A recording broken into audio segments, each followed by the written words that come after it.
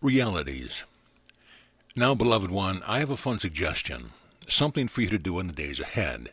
I suggest you play with, what can I imagine other realities to be? Perhaps a reality where there would be no time. How would that feel? Would it feel boring? Or would I put into other aspects, creative aspects? Even as the question is asked, you know the answer. For indeed, you do live and experience and express within dimensions which do not know time, and yet you are not bored. You find much to do, to express, to be experienced in other dimensions, even unlike this one.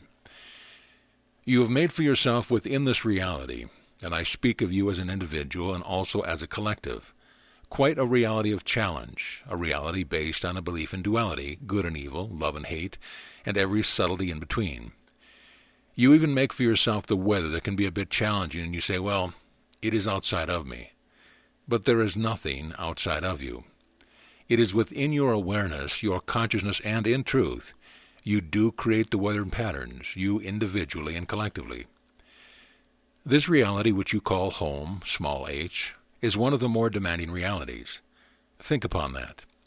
It is a schoolroom. It has been likened unto a schoolroom. You can look at it that way. But in truth it is more. It is an adventure of the creative. It is a most wonderful reality, in that it is a catalyst to allow you to know the expanded self, and the creativity of the expanded self, and all of the possibilities, even probabilities, which you develop out of the possibilities into new realities. It is a wonderful reality as a catalyst for when you grow tired of the challenges, and it may take you eons of time, in fact it has, you will ask, as you are asking now, what more is there? There must be something more like heaven, more harmonious, where I can feel and know home once again. With that thought, you open up portals and you move into new realities even while maintaining this reality. You have experienced, even in this day, going into new dimensions, going backward in what you call time, going forward in time, going into new dimensions of your imagination. And the question is asked, is it real? It is as real as this dimension, real with a small r, coming out of the reality, capital R, of the creative Holy Child. The new exciting time you are moving into as a new energy infusing this reality. You have felt it, a time when you are getting in tune with the creative energy of you, individually and collectively. This is why many are feeling a movement toward change. Some of you have moved to a new dwelling place. Others have the feeling, I know I'm going to move sometime, somewhere. I don't know exactly where it's going to be, but I know it's going to happen. I know that there are changes coming about. It is because you are as the pregnant ones who, as you have decreed, are bringing forth new reality in a new time, and it is exciting. Part of you is waiting to see, as you would expect the birth of a new infant, waiting to see, what is this one going to be like? Yet at the same time, nurturing with your meditation, with your energy, with your visualization, your visioning the newborn which has not yet quite made the appearance. Live in that space of excitement and expectancy, for in truth it is the portal to the place of remembrance of the creative energy of you. If you feel that you go along as on a treadmill, keeping up with things, sometimes perhaps barely keeping up with things, not being exactly excited about life, choose you anew to become excited. Find a new interest, a big one, a small one, something to be excited about. Fall in love. It is a good way to become excited about life. Fall in love with another mate if you do not have one now. A friend perhaps, a beloved pet, an interest, even with the idea of what you can bring forth in a new time. Fall in love, truly in love. Allow the excitement of new love to carry you to the place of realizing the Christ energy. That is where you stand now. I cannot emphasize it too much. You stand right now on the threshold of realizing the Christ energy. Know you how exciting that can be. Take hold of it, live with it, go for it, make the changes. Long enough have you existed. Long enough have you acquiesced to what you thought the voice of the world said you had to do. Long enough. Come alive now in the Christ energy, the Christos. It is your birthright, and it is time to claim it. Do not be afraid, timid. Claim it. Every day find a new way to become excited about how you are. Every day. You have had challenges which have pushed you to the place of developing new perceptions. You have had challenges which have at the time seemed almost too much to bear. Tears were shed, and yet you have come through all of those with a new vision to a place where you stand right now on the threshold of realizing your Christhood, the Christ power. You stand just this side of truly coming alive in the Christ. Hear me well. Hear me well and get excited about it. Now, some of you have been thinking, well, that is okay for you, Jeshua. You know Christ. You live through your challenges. For me, I'm not so sure. I certainly don't want to have to go through what you did in order to realize my Christhood. I have said to you before, and I will say it again, you do not have to come through the physical crucifixion. Already in this lifetime you have been through the emotional crucifixion. But I will share with you the image of my life. The interpretation, the recording of it, which you have in your Holy Scriptures, does not tell the whole story. For in truth I did not suffer as it had been written. In truth I knew my Christ's power, and I was not afraid of it. You stand yet on the threshold. You stand with the foot raised ready, perhaps to step over the threshold, and yet you say, well, I'm not quite sure. What happens if I claim my Christhood and I take the step forward? Is it going to be too much? What's going to happen? I will share with you that there is absolutely no one or no thing that is going to keep you from stepping over the threshold, not even yourself, not even the separated ego. So might as well go for it. What it means to be Christ is not what has been recorded in your Holy Scriptures. I knew human experience. I came and allowed a body to be the vehicle of language in that day and time. I came and was incarnate, activated the body the same as you. I also activated the emotions so that I would truly know, what the brothers and sisters in this reality experience. You have heard it said, and it is the truth, that I am in charge of the atonement. I am in charge of the awakening, the remembrance upon this plane. Now, how could I uplift others? How could I teach? How could I relate? Give you information, pathways, avenues, ways of coming up over the constricted, limited belief that this plane is based upon unless I experience it myself. I chose to know human experience the same as you have chosen. The recording which you have in your Scriptures of my life and the supposed ending of my life tells only a partial truth, and it has been polished to suit certain one's interpretation and certain one's goal. Much of the story has been left out. My story, in truth, is your story as well. I would do with you a meditation. Allow the body to be comfortable. Take a deep breath and go within. Go within to that quiet place of the mind and visualize in the mind's eye the candle flame which burns eternally within you. As you stare at the candle flame within your mind's eye, allow it to grow until it envelops all the body, a radiant, light glowing, pulsating, expanding. See it going beyond the boundary of your body until the whole room is filled with light, brilliant, golden white light. See the light enveloping the dwelling place and the countryside surrounding.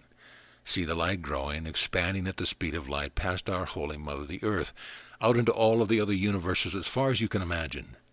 Allow yourself to ride the wave of light, a feeling of accelerated flow beyond any speed you have known for quite a while. Feel yourself transported in this wave of light. Know yourself to be as expansive, as large as the whole wave of light.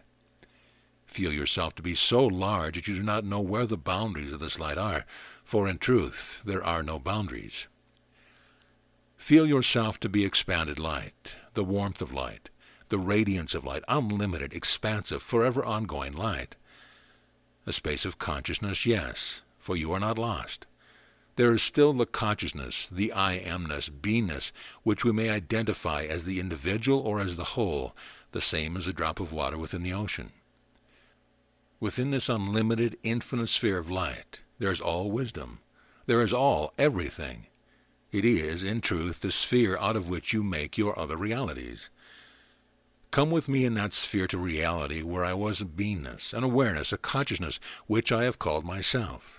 Met with other beings, individualized energy and wisdom, and played with ideas, watching a reality that a grouping has brought together, a reality that you know well as this plane of reality.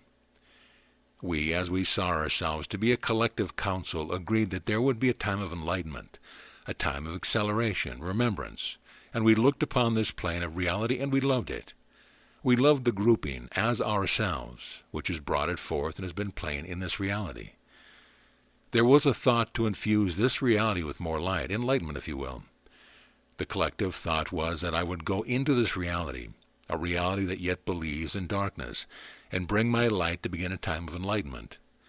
I agreed to do this in an instant of time outside of time, and it was considered how this would be accomplished within the collective grouping that had brought this reality forth. There was a scripting, a drama if you will, and the ones known as Mary and Joseph as you now know them agreed in an instant outside of time that they would also be part of this new drama, this time of light. So within an instant outside of time, all was set in motion, and within the passage of time I came to be incarnate. I brought with me, by collective agreement, a great light which your wise ones call a star, and you were there. I came with the remembrance of light, of Christ's power. It infuses all of the physical. I came with the remembrance of love, and those who came into my presence felt an energy of love. As I grew to a young lad, there was much that I remembered and brought forth upon this plane, which came from the power of the Christ. You knew me, you played with me, you knew Mary and Joseph. As I became the adolescent, there was much in my studies which related to this reality, for it was necessary that I take upon myself, as you have done, the cloak of humanhood.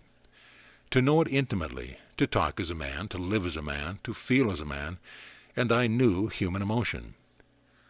I knew also a calling from the earliest time of the incarnation that there was a service to be done, and I manifested for myself opportunity to study in far lands, lands which had cultures and beliefs different from those of my home.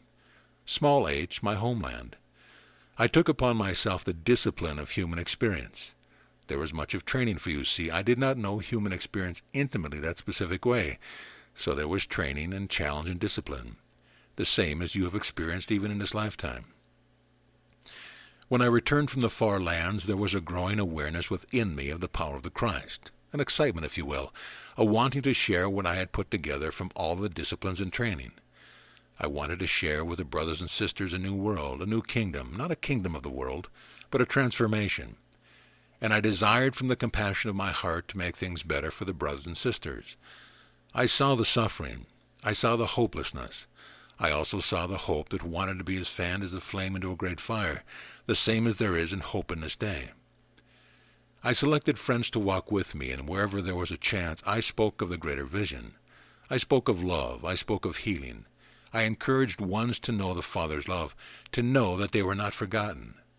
Many of you took it deeply to heart, and your lives were transformed. I knew that the teachings which I brought was as a sword that would cut through the old beliefs, and I knew also that it was not going to be taken easily by those who were adhering to the old structure. I questioned of the Father, could I not collect to myself a grouping and go off into the mountains somewhere, establish a monastery and teach from there? You see, I knew human emotion. But the answer was that I was to be amongst the people, not to retreat, not to take myself apart, but to be amongst the people, the brothers, the sisters. And so I walked among you, and I loved, and I touched, I encouraged, and I drew always from the power which I knew to be beyond this world. There were times that I would take myself away from the multitudes to commune with the Father, to breathe deeply of the peace and the power that is in the breath. It is the simplest of tools, and yet the most powerful. This was one of the teachings which my masters taught me, the power of the breath. I communed momently with the Father. I spoke to you, the friends of the Father, in order to bring you a closeness of understanding, to bring to you the place where you could understand a parent's love and care. Not a God afar off, but a family, a loving parent, a Father who has all power to nurture, support. I spoke of the Father Abba in a personal way, for I knew his love in a personal way, and I drew my strength from his love. As I walked amongst you and shared simply what I knew in my heart, those years of what has been called my ministry, I grew in understanding. I came to a point of transformation, called the Transfiguration, when I knew the power and radiance of the light of the Christ. I knew myself as light, not just as a human being, not just as a body, not just as individualized personality, but as light. And I knew there was nothing which could extinguish or overcome that light. I took upon myself then, in the moment of transfiguration, the most wonderful love, and from that moment on, everything I did was done in love.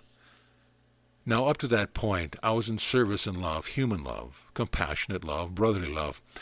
But from the moment of transfiguration, I lived in pure love, so that when there came the time of the crucifixion, I did not feel it to be devastating. Now, I will admit from the human viewpoint that I had questioned of how I would come through this. I had had training in discipline, physical challenge, but not to the point of releasing the body, so I questioned.